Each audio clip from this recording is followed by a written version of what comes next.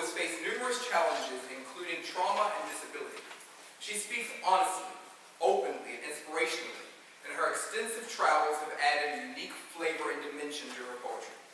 Adeke Rose's most recent album is The Autobiography of a Rose. Her new book, Wounded Kings and Warrior Women, Poetry on Love, Culture, and Community, was released June 2011.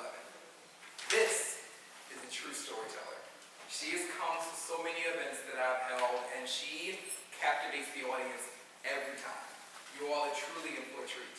Everyone, please welcome Adeke Rose.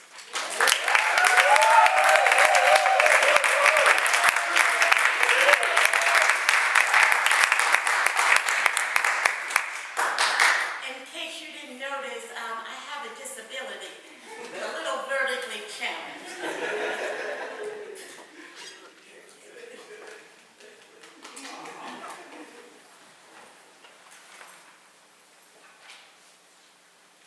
Look the other way. I heard them whisper. I stopped and there he stood. Eyes glazed, clothes torn, soiled, seen better days. He reeked of Jim Beam and old urine, and toward me he came staggering as I slowly exited the car. Others on the sidewalk moved afar and looked the other way. I stopped and stared, completely unaware that I was defying common convention. When approached by the homeless, tradition dictates that we look the other way. Don't encourage them to stay. Let the unfortunate be invisible. Adeke, he deserves to be miserable. Pretend not to see and he'll go away. After all, he chose to live that way. Homeless, hopeless, and one more home is less. One mother, father, daughter, son. Did they wander, walk, or run? Why does homeless mean humanless? Somebody loved him. How does this fade up from family to begin? A punishment for sin? Not enough work, too much gin, and inability to live inside one's skin.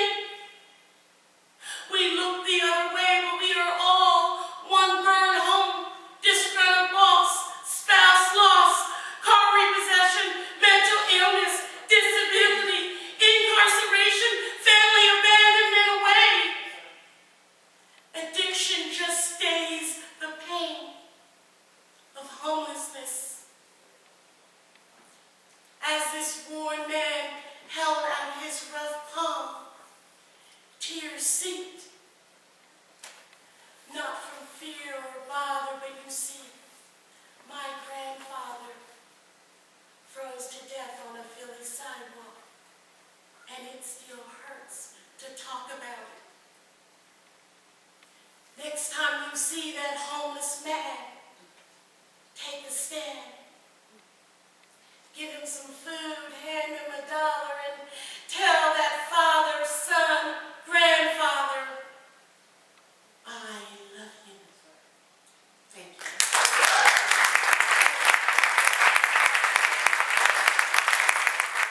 I'm going to close with a very personal piece, as if all poetry isn't personal.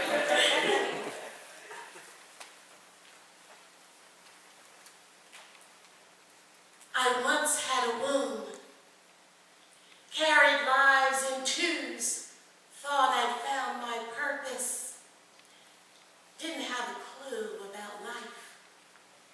My best friend made me his wife. Little did we know how deep a well of pain could go. At least we fell in together. And whether my womb was suicidal or my doctor's genocidal, it didn't seem fair that I could no longer bear children. Age 27, most were still searching for their heaven, and mine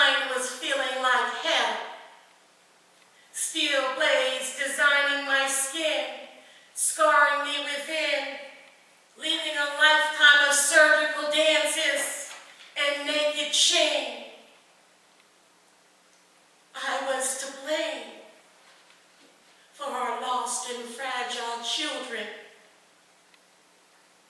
If I couldn't heal them, maybe I could fill them with enough love to balance their sorrow. While my guilt hung nooses in the shadows. This is a suicide note from my womb. Died too early, began too soon. Abnormal cells dancing my doom. Blood flowing like an aquatic tomb. Yet I survive.